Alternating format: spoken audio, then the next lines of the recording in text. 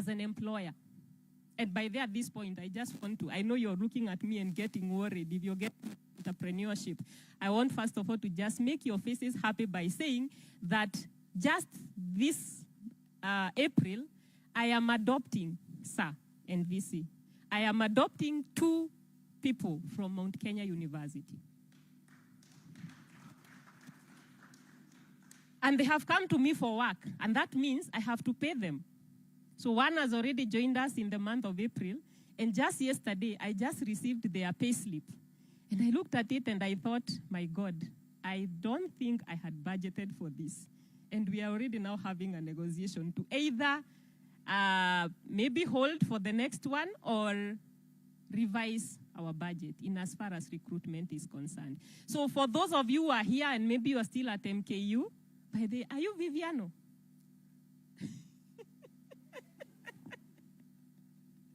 Now, for those of us who are in the graduation last year, December, by the way, I am the current ex-MKU alumni representative for the graduation last year.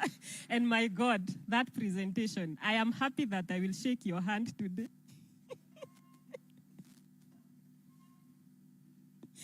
And we'll talk. They did a very nice presentation, and I have not forgotten Viviano. If I forgot everything else. The 2 ladies. Now you remember. Viviano, we'll see you. So what I was saying is, the changing regulations is what is a challenge for us, just locally. But what are we saying? As leaders, as entrepreneurs, we must empower ourselves, and thanks to MKU, that you are empowering us. And one of the things that we have to keep thinking about, we have to admit that the business environment is volatile, it is uncertain, it is complex, and it is ambiguous. If you're taking notes, you can say VUCA, V-U-C-A. The business environment is volatile, it's uncertain, it is complex, and it's ambiguous. When you thought you have learned how to navigate, something else changes. But are we going to stop doing business? Definitely not. And to the Mount Kenya University students and alumni, if there is anything that you have to put into your heart when you're doing your studies here, always think, I know it is good to learn to be employed, but always think, once I have learned at Mount Kenya University, I don't just want to be employed. I want to eventually employ myself, and I want to further go ahead and employ others. And to the alumni today, I encourage us to engage. By engaging, what do I mean? When you're sitting there, get to know what your fellow alumnus is doing. Get to understand, what does Mount Kenya University do? I will get to know what you're doing. That way, we engage. Once you promote one another, let us promote one another. If I am going to, build Kenya, why can't we buy MKU and build MKU? Once we do that, we will be able to empower one another. When you promote Mount Kenya University, when you promote Hallmark Institute of Professionals, you are empowering me. We empower each other.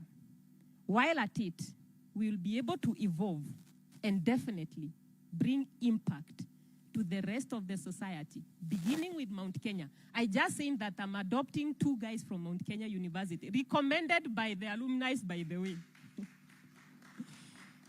And that is the kind of evolving that we are looking for. Once we are able to evolve at Mount Kenya University, we will evolve around the society, around the nation, and definitely we will evolve around the world. God bless. Let's give a round of applause. That was pure stuff.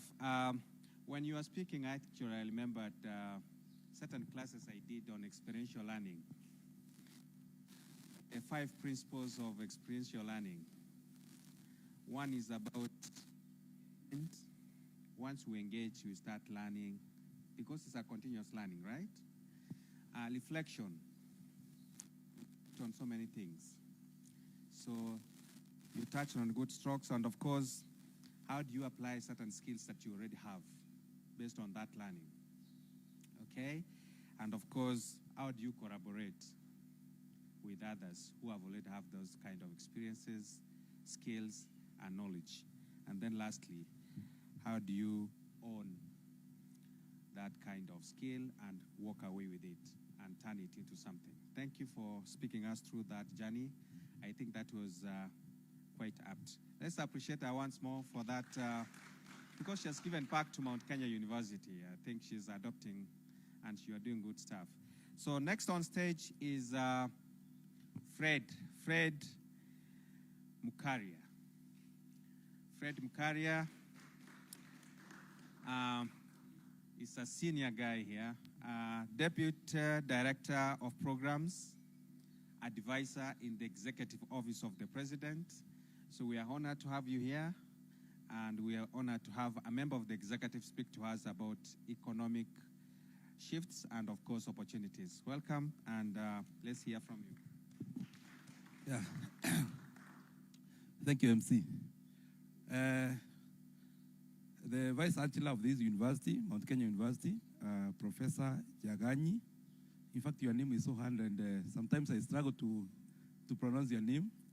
Your Excellency, the Deputy Governor of Kajiado County, His Excellency Martin Moshisho, our Chairperson, Alumni, Madam Virginia, thank you for recognizing me. In fact, I didn't know that I would have an opportunity to speak in this forum.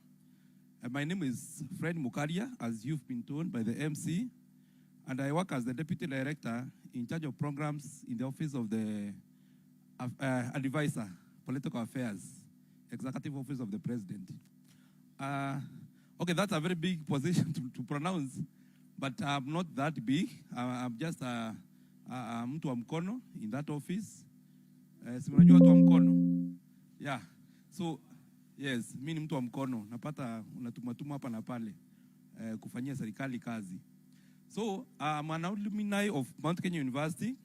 I left Mount Kenya University in the year 2015, but I'm not only an alumni, but I'm also a former staff. I used to work with MKU.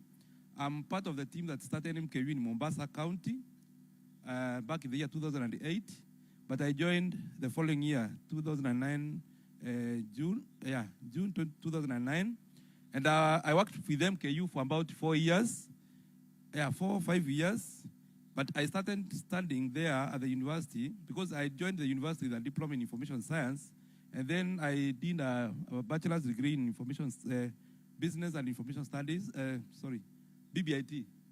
I did BBIT and left in the year 2015. So I left MKU not because there was any problem, but it's like God directs the ways of his people. So God directed me in politics, and I joined someone by the name Honorable Badi Twalib, and that's why someone asked me if Badi is coming. I don't know whether it was Badi Twalib was to be invited or myself, because I'm the one who received the message, and I used to work with as his office manager those years in his first term in office. And that is when he was studying Bachelor of Business Management, Human Resource. So he used to be my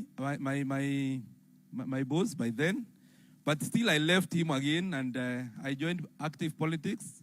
I went for MCA in Mombasa, Mikindani. As much as I come from Meru County, but I went to Mombasa just to look for a job, and that's how I met these politicians, and I maneuvered around. I didn't make it as an MCA, and someone said that education is a scam, and in fact, I that time after I lost the election, I realized the education by then was a scam to me. And I even asked myself, why did I have to go to school? And because I lost the election and life was so tough by then. In fact, even putting food on the table, and as a family man, it was so hard. And it's like, I felt like, now, why did I have even to go to school? Maybe I could have been a matatu conductor or anything. Because, you see, as a mheshimiwa, watu ko in Mikindani, Mombasa, mheshimiwa. So, mheshimiwa without money, it's so tough. That was it, yes. In 2018, after I left the election, at least around 3 months, we earned some Jubilee money. But after maybe around 2018, things were so tough. In fact, I even started borrowing people. Nikawa kule Mombasa tunaita omba-omba. I became an omba-omba, but I thank God because he lifted me again. Hallelujah. Yes, the Lord, yes, the Lord lifted me again, and that's how I even left Mombasa. In fact, I left Mombasa because everywhere, instead of kuitwa mheshimiwa, unapata watu wakiniona ni ndio huyu amepita. So wengine wananiambia, no, you almost won this election just try 2022. But deep in me, I felt like it's so tough trying to. In fact, I was talking to my brother here. We met. He told me that he was a student leader, but then Freddie, we share the name. Freddie, the university president, and Mr. Travis, ambayo tumekutana hapa leo, na nilikuwa nawaambia, I cannot even try to run again in my life, unless wana deputy governor mko na nguvu, unless maybe I'm 58, 60 huko, when my kids are not in school. Because, and I would even encourage anyone who is in politics here, you have to calculate you have to do some good calculations before you make a blunder, the same blunder that I made in 2017. Because I lost a job, I resigned. In fact, it was a requirement you have to resign from office so that you vie. As an office manager earning good salary, I used to fund university students at MKU, especially sababu, I have networks over there. I used to give them bursaries, sababu mimi sana mimi ndio kusema by then. I used to give them bursaries, wakati unasikia, I used to connect them with employment. In fact, Jovo is the most populated constituency in terms of industrialization. We have so many transport companies. So nikisikia mwanafunzi ametoka MKU, diploma, amefanya ka certificate, degree, I hold their hands and maybe introduce them to MDs. But now sasa kazi hakuna. How do you survive without a job and you have a family who depend on you?